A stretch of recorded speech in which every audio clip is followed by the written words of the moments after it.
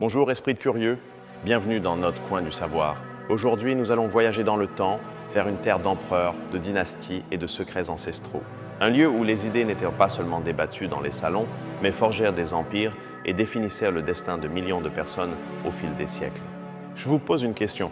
Et si je vous disais qu'un débat, vieux de plus de 2500 ans, entre deux penseurs chinois, pourrait en ce moment même influencer vos décisions les plus importantes concernant le succès, le pouvoir et même votre propre bonheur.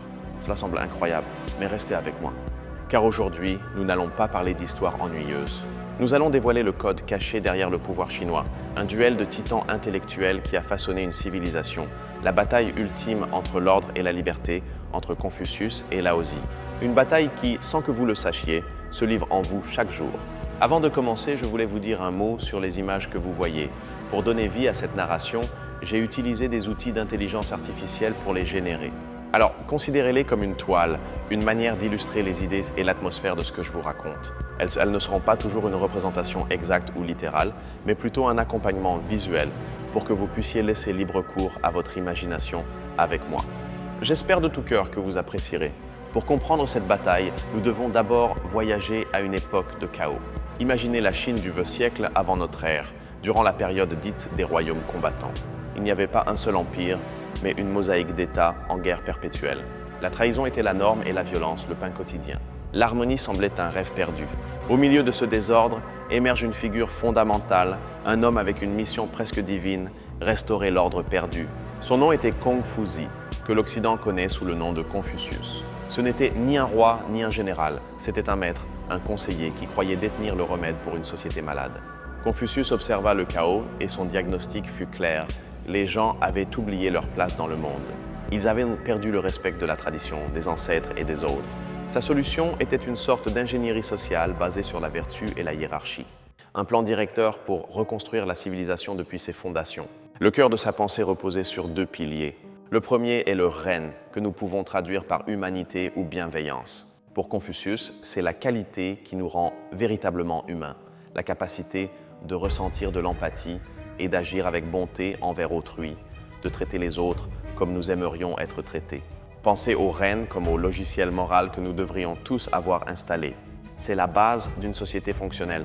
Sans cette compassion fondamentale, selon Confucius, tout système, aussi bien conçu soit-il, est voué à s'effondrer dans l'égoïsme et la cruauté. C'est la règle d'or universelle. Le second pilier est le li, qui se traduit par rituel ou propriété. Mais il ne s'agit pas seulement de cérémonies vides. Le li est l'ensemble des normes sociales, des règles d'étiquette, des traditions et des rôles qui guident notre comportement dans chaque situation. C'est la carte qui nous indique comment agir correctement. Si le ren est le logiciel interne, le li est l'interface externe.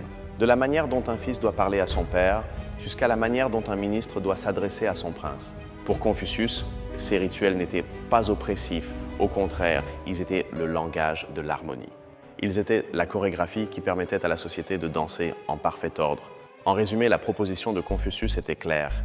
Pour arranger le monde, il faut d'abord arranger l'État. Pour arranger l'État, il faut arranger la famille. Et pour arranger la famille, il faut d'abord se cultiver soi-même à travers l'éducation, le respect et les rituels. Un ordre parfait du micro au macro. Son influence fut si monumentale que ses enseignements, compilés dans des textes comme les Entretiens, sont devenus la base du système éducatif et du gouvernement chinois pendant plus de 2000 ans. Il a façonné l'esprit de générations de fonctionnaires, d'universitaires et d'empereurs. Confucius a construit avec des idées l'épine dorsale d'un empire. Or, tandis que Confucius voyageait de cours en cours, tentant de promouvoir sa vision d'un monde parfaitement ordonné, il existait un autre courant de pensée, presque souterrain, incarné par une figure bien plus énigmatique et mystérieuse. Un homme connu sous le nom de Laozi, qui signifie littéralement « le vieux maître ». La légende raconte que Laozi était un archiviste à la bibliothèque impériale. Un homme qui, dégoûté par la corruption et la stupidité de la politique humaine, décida d'abandonner la civilisation et de chevaucher vers l'ouest pour ne plus jamais être revu. Il était l'antithèse de Confucius. Il ne cherchait pas à réformer le monde, il cherchait à lui échapper. Mais avant de disparaître, on dit qu'un garde-frontière le supplia de laisser sa sagesse par écrit. Le résultat fut un texte bref, poétique et profond, d'à peine 5000 caractères, connu sous le nom de Tao Te Ching. Un livre qui offre une vision de l'univers et de la place de l'homme en son sein, radicalement opposée à celle de Confucius. Pour Laozi, le problème n'était pas que les gens aient oublié les règles. Le problème était qu'il y avait trop de règles. Toutes les tentatives de l'humanité pour contrôler, nommer, légiférer et ordonner le monde ne faisaient que créer plus de souffrance et plus de chaos.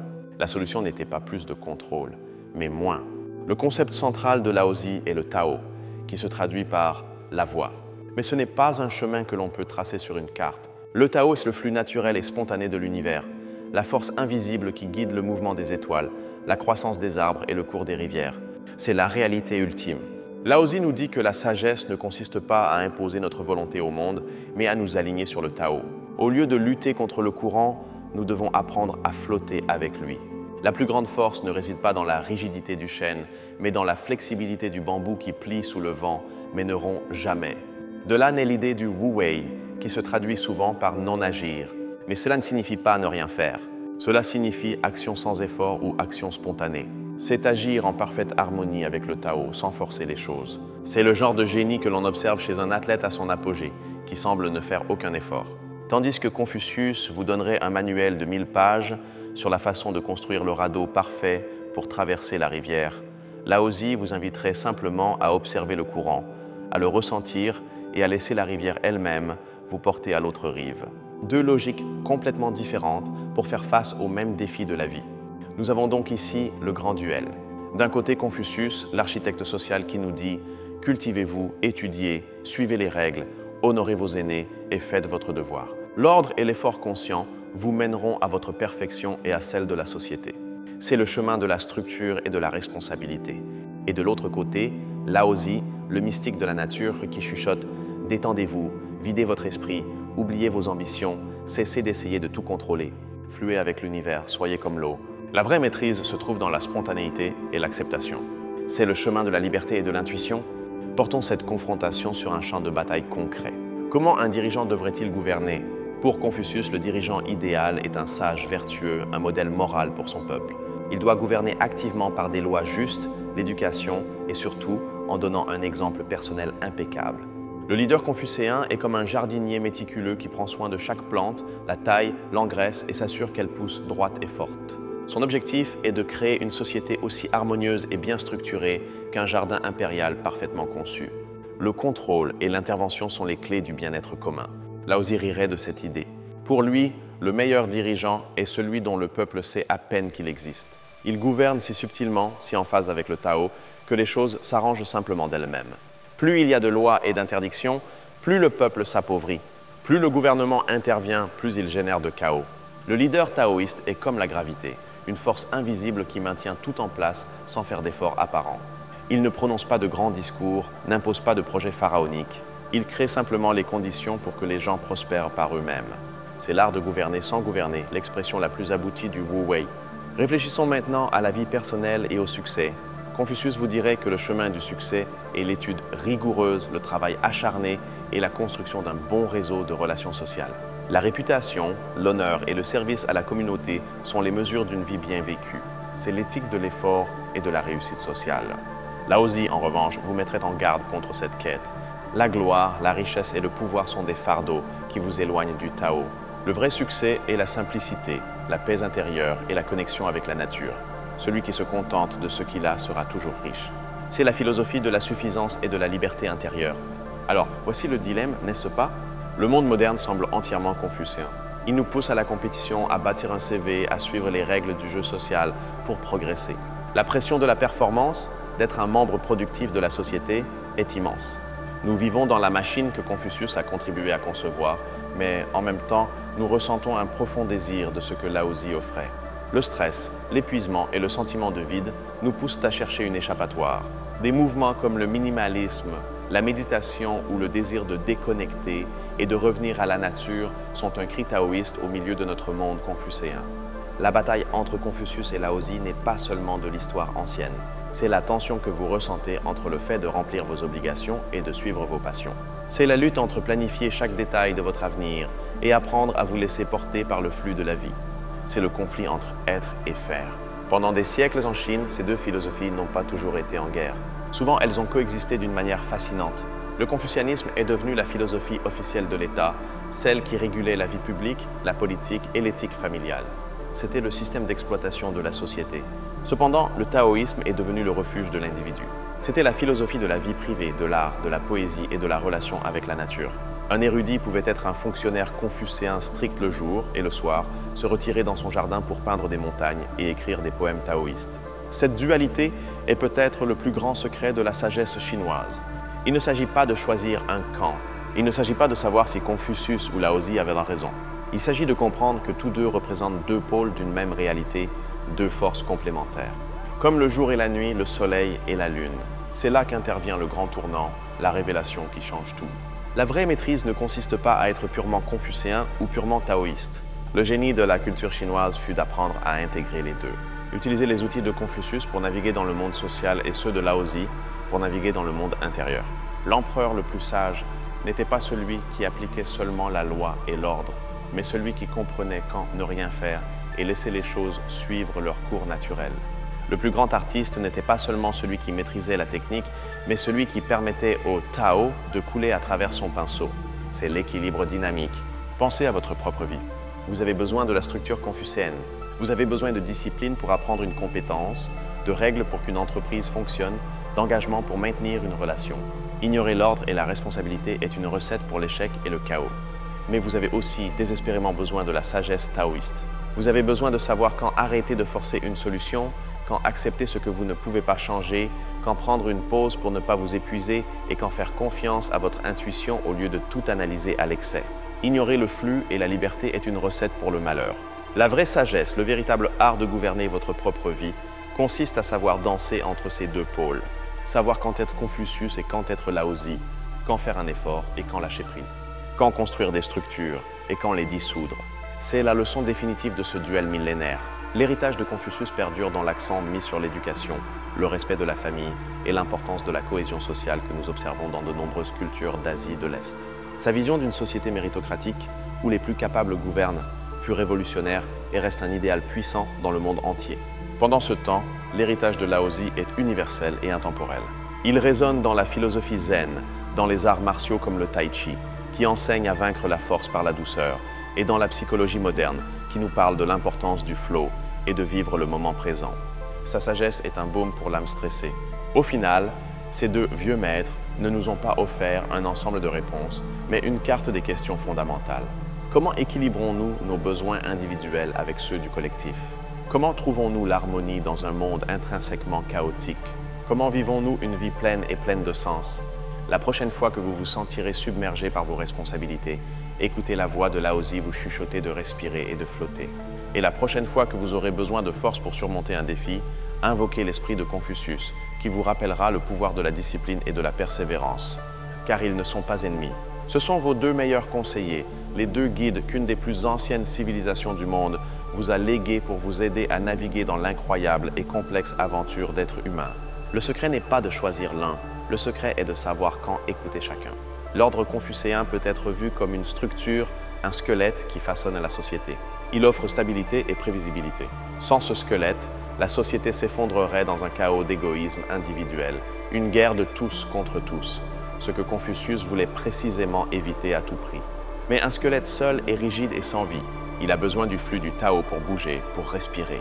Le taoïsme est comme le système circulatoire, l'énergie vitale qui circule à travers la structure, lui donnant flexibilité, adaptabilité et la capacité de guérir. Sans ce flux, la structure devient une prison friable. Pensons à l'éducation. Une approche purement confucéenne pourrait conduire à la mémorisation de données et à l'obéissance aveugle, créant des étudiants excellents pour suivre des instructions mais pauvres en innovation. La structure est là, mais l'étincelle créative peut s'être éteinte dans le processus. Une approche purement taoïste de l'éducation pourrait être trop déstructurée, laissant les étudiants sans les compétences fondamentales et la discipline nécessaire pour fonctionner dans le monde. Ils seraient libres et créatifs, peut-être, mais incapables de construire quelque chose de durable ou de collaborer efficacement sur des projets complexes. Le système idéal est donc celui qui intègre les deux. Il fournit une base solide de connaissances et de discipline à la manière confucéenne, mais encourage aussi la curiosité, le jeu et l'exploration spontanée à la manière taoïste. Il enseigne les règles du jeu, mais aussi quand et comment les transgresser créativement. Cette même logique s'applique au leadership en entreprise. Le leader confucéen crée des hiérarchies claires, des processus efficaces et des métriques de performance. Il s'assure que le train arrive à l'heure. C'est essentiel pour faire évoluer une organisation et garantir la qualité et la fiabilité de ses produits ou services. D'autre part, le leader taoïste favorise une culture de confiance, d'autonomie et d'expérimentation. Il ne fait pas de microgestion. Il crée un environnement sûr où les employés se sentent habilités à prendre l'initiative et à trouver des solutions novatrices. C'est le moteur de l'innovation et de l'agilité, la capacité de s'adapter à un marché changeant. L'entreprise véritablement réussie à long terme est celle qui intègre les deux types de leadership. Elle possède la structure confucéenne pour être efficace et la liberté taoïste pour être innovante. Elle sait quand suivre le plan et quand laisser de la place à la magie et à l'inattendu. C'est un équilibre délicat mais incroyablement puissant. Il est fascinant de voir comment ces deux visions du monde se reflètent aussi dans l'esthétique et l'art. L'art confucéen valorise la symétrie, l'ordre et la clarté morale. Pensez à l'architecture impériale, aux vases rituels en bronze ou aux peintures représentant des actes de piété filiale. Son but est de renforcer l'ordre social. L'art taoïste, en revanche, valorise la symétrie, la spontanéité et l'espace vide. La peinture de paysages chinoise, par exemple, montre souvent de vastes étendues de brouillard et de montagnes où l'humanité n'est qu'une petite figure. L'objectif n'est pas de dominer la nature, mais de montrer l'harmonie avec elle. En calligraphie, un maître confucéen pourrait rechercher la perfection technique dans chaque trait. Un maître taoïste chercherait à capturer l'énergie du moment, la spontanéité du ki ou force vitale circulant à travers le pinceau. L'un est le contrôle, l'autre est la libération. Les deux, dans leur expression la plus élevée, sont des formes de génie. Même dans la relation avec nous-mêmes, le duel persiste. La voix confucéenne dans votre tête est celle qui vous dit que vous devez vous améliorer, que vous devez être discipliné, que vous devez répondre aux attentes de votre famille et de la société. C'est votre surmoi, votre conscience sociale, votre sens du devoir. La voix taoïste, d'autre part, est celle qui vous invite à vous accepter tel que vous êtes, avec vos imperfections. C'est elle qui vous rappelle que vous n'avez rien à prouver à personne. C'est elle qui vous encourage à écouter votre corps, à vous reposer quand vous êtes fatigué et à jouer quand vous avez besoin de joie. C'est votre moi le plus authentique et intuitif. La santé mentale, de ce point de vue, n'est pas de faire taire l'une de ces voix, mais de les faire dialoguer. C'est reconnaître votre devoir et vos responsabilités sans qu'ils vous écrasent. Et c'est honorer votre besoin de liberté et d'authenticité sans tomber dans l'égoïsme ou la négligence. C'est être un citoyen responsable et une âme libre en même temps. Il est important de noter que ces philosophies ne sont pas apparues dans le vide. Elles étaient des réponses directes à une crise profonde. La violence et l'incertitude de la période des royaumes combattants ont forcé les esprits les plus brillants à se demander « Comment pouvons-nous vivre ensemble ? Quelle est la meilleure façon d'organiser la société ?» Confucius a regardé le passé, vers un supposé âge d'or de la dynastie Zhou, et a cru que la solution était de restaurer les valeurs et les rituels de cette époque. Son approche était conservatrice dans le sens où il cherchait à conserver une structure sociale idéalisée. C'était un réformateur qui regardait en arrière pour avancer. Laozi, quant à lui, a regardé au-delà de la société humaine, vers la nature et le cosmos. Sa vision était beaucoup plus radicale. Il ne cherchait pas à réformer les institutions humaines, mais à les transcender.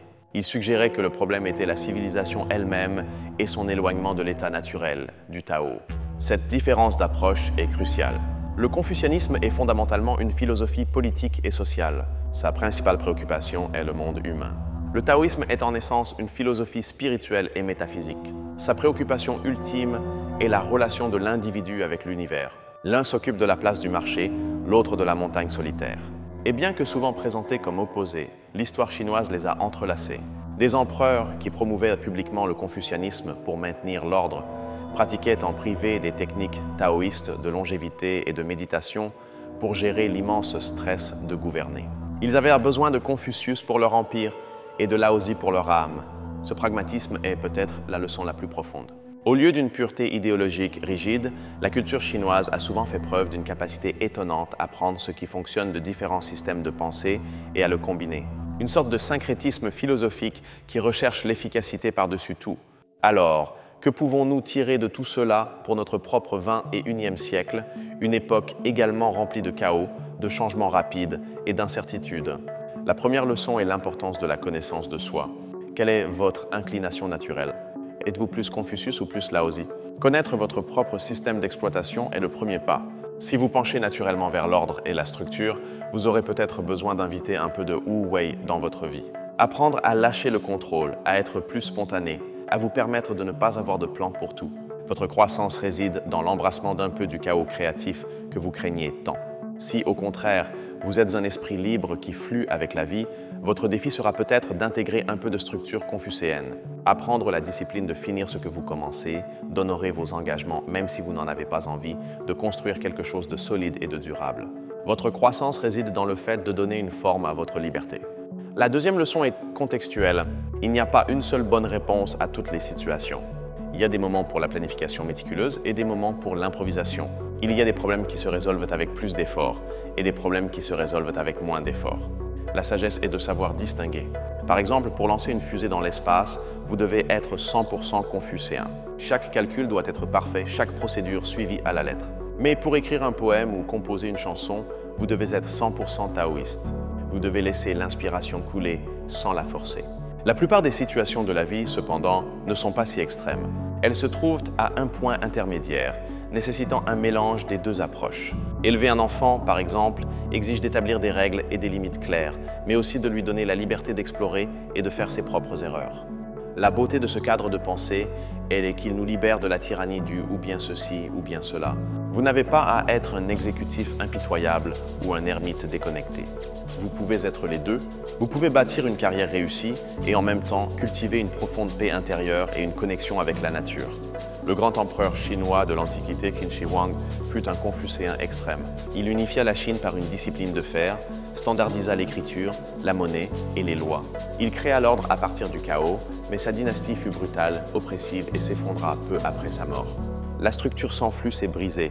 D'autre part, une société purement taoïste, sans aucune structure, n'aurait probablement jamais construit les grandes œuvres d'ingénierie, ni développé les systèmes complexes nécessaires pour soutenir une grande population.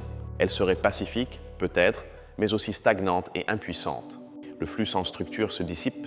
Les dynasties les plus réussies et durables, comme les Han ou les Tang, furent celles qui trouvèrent un équilibre. Elles utilisèrent les systèmes confucéens pour administrer l'empire, mais permirent au taoïsme et au bouddhisme de s'épanouir, offrant une soupape de sécurité spirituelle et créative à la population et à eux-mêmes. Ainsi, le duel entre Confucius et Laozi se résout non pas par la victoire de l'un sur l'autre, mais dans leur synthèse, dans la compréhension qu'ils sont les deux ailes dont un oiseau a besoin pour voler. Avec une seule aile, vous ne pouvez que tourner en rond. Avec les deux, vous pouvez fendre les cieux. Ce principe d'équilibre, connu en Chine sous le nom de yin et yang, est peut-être l'exportation culturelle la plus importante de cette civilisation. L'idée que des forces apparemment opposées sont en réalité interdépendantes et complémentaires. L'obscurité définit la lumière, le chaos définit l'ordre, la liberté définit la structure. Confucius nous enseigne comment construire notre bateau, comment nous assurer qu'il est solide, fiable et capable de nous mener à destination. Il nous donne les outils, les plans et la discipline pour être de bons constructeurs. Sa sagesse est celle de l'ingénierie, celle du fer. Laozi, de son côté, nous enseigne à naviguer. Il nous enseigne à lire le vent, les étoiles et les courants. Il nous dit que nous ne pouvons pas contrôler l'océan, mais nous pouvons ajuster nos voiles. Sa sagesse est celle du capitaine, celle de l'être, en harmonie avec les forces qu'il ne contrôle pas. Vous avez besoin des deux pour accomplir le voyage. Un bateau parfaitement construit qui ne sait pas naviguer s'écrasera contre les rochers. Et le meilleur navigateur du monde n'arrivera nulle part si son bateau coule. L'intégration de ces deux sagesses est le véritable art de vivre. En conclusion, l'ancien débat entre Confucius et Laozi n'est pas une relique poussiéreuse de l'histoire. C'est un dialogue vivant qui résonne au cœur de nos dilemmes modernes. Il nous offre un langage sophistiqué pour parler de l'équilibre éternel entre la structure qui nous donne la sécurité et la liberté qui nous donne la vie. Il nous enseigne que l'harmonie n'est pas un état statique, mais une danse constante. Un ajustement perpétuel entre nos responsabilités et nos désirs, entre notre rôle dans le monde et notre essence la plus profonde. Une danse entre le devoir et le laisser-être, entre le contrôle et la confiance. En comprenant la tension et la complémentarité entre ces deux forces, non seulement nous comprenons mieux l'histoire fascinante de la Chine, mais nous obtenons également une carte incroyablement pratique et profonde pour naviguer dans nos propres vies, nos carrières et nos relations. J'espère que ce voyage au cœur de la pensée chinoise vous aura semblé aussi révélateur qu'à moi. C'est la preuve que les idées les plus profondes n'ont pas de date de péremption et que parfois, pour trouver le chemin de l'avenir, nous devons regarder attentivement la sagesse du passé. Le vrai pouvoir ne réside pas dans le choix entre l'ordre de Confucius ou la liberté de Laozi. Il réside dans la sagesse de savoir quand appliquer chacun, créant une vie à la fois solide comme une montagne et fluide comme une rivière. Un immense merci de m'avoir accompagné dans ce voyage intellectuel et de me permettre de partager ces idées avec vous. Votre curiosité est l'énergie qui anime cette chaîne et je vous en suis sincèrement reconnaissant. Maintenant, la question est pour vous. En ce moment de votre vie, vous sentez-vous plus enclin vers la voie de Confucius, celle de la structure et du devoir, ou vers celle de Laozi, celle du flux et de la liberté? Il n'y a pas de mauvaise réponse. J'adorerais lire vos réflexions dans les commentaires. C'est un espace de dialogue, alors partagez votre perspective et apprenons ensemble. Le débat qui a commencé il y a 2 millénaires se poursuit maintenant avec nous. Et si ces voyages à travers les grandes idées qui ont façonné notre monde vous passionnent, n'oubliez pas de vous abonner et d'activer la clochette pour ne manquer aucune de nos futures explorations. À la prochaine, esprit curieux. Continuez à questionner, continuez à apprendre et continuez à chercher l'équilibre dans vos propres vies.